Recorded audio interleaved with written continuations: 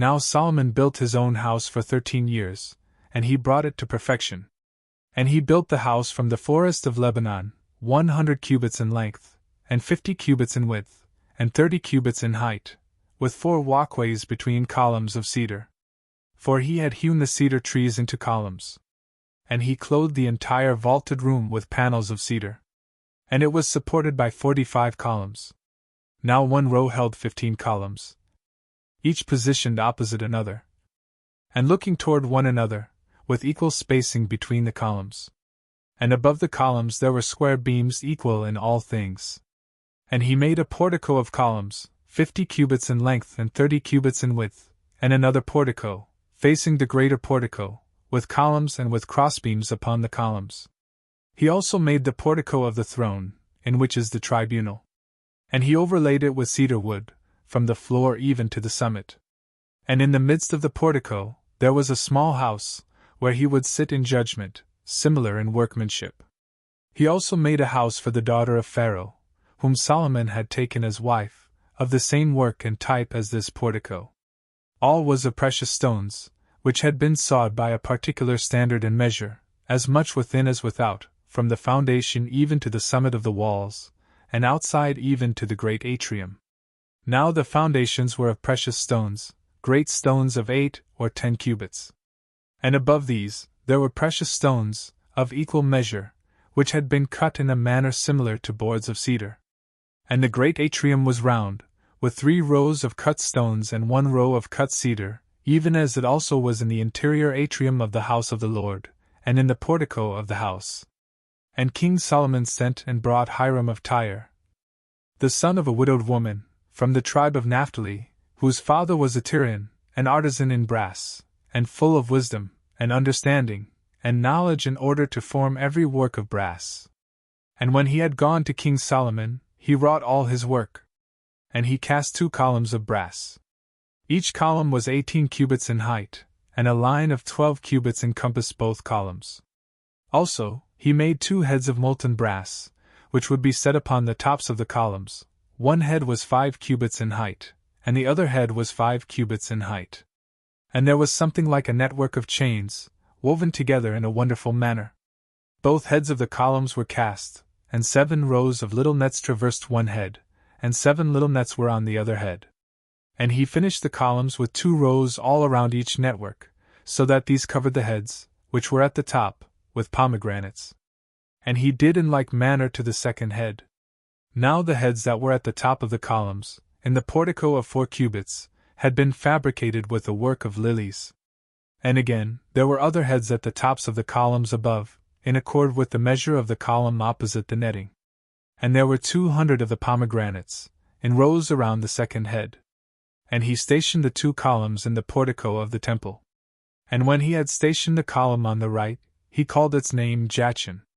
Similarly, he erected the second column, and he called its name Boaz. And above the tops of the columns, he set a work in the manner of lilies. And the work of the columns was perfected.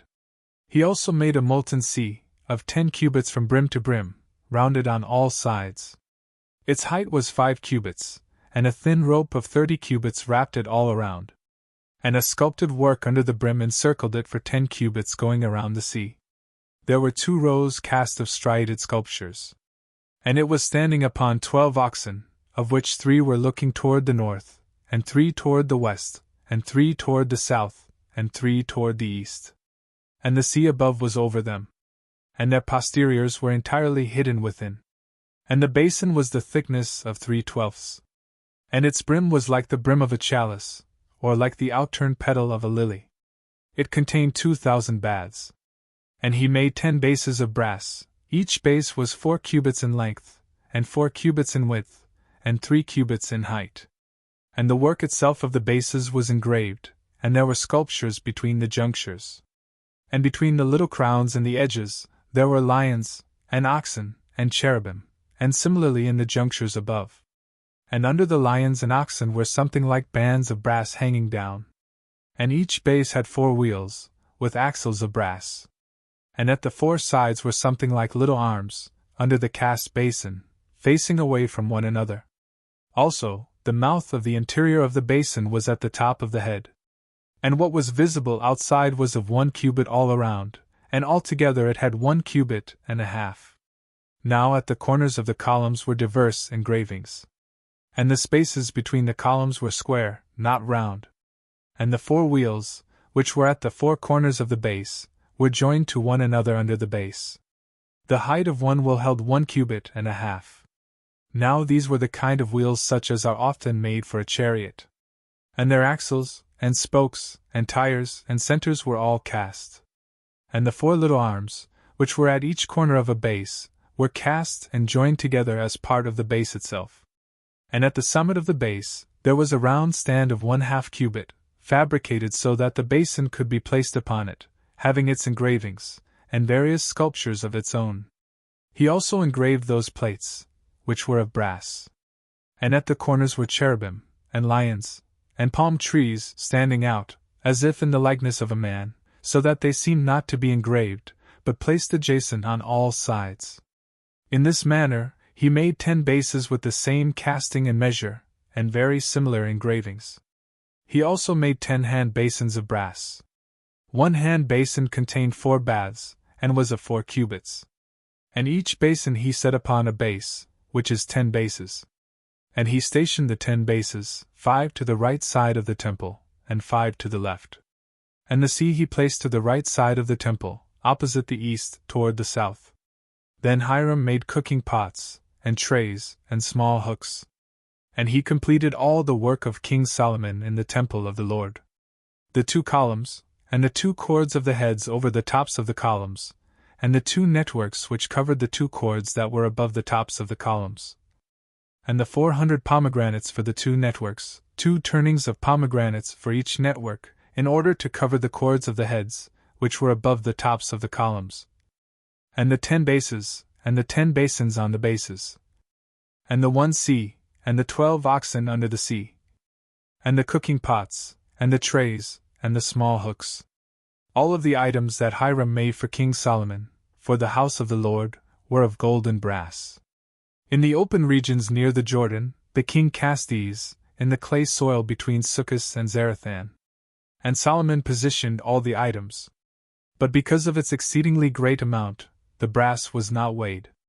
And Solomon made all the furniture for the house of the Lord, the altar of gold, and the table of gold, upon which the bread of the presence would be placed. And the gold lampstands 5 to the right, and 5 to the left, opposite the oracle, of pure gold, and likenesses of lily blossoms, with lamps above them, of gold, and gold tongs. And waters pots, and little forks, and bowls, and little mortars, and censers, of the purest gold, and the hinges of the doors, for the interior house of the Holy of Holies and for the doors of the house of the temple, which were of gold. And Solomon perfected all the work that he was doing in the house of the Lord. And he brought in the things that his father David had sanctified, the silver, and the gold, and the vessels. And he stored these in the treasuries of the house of the Lord.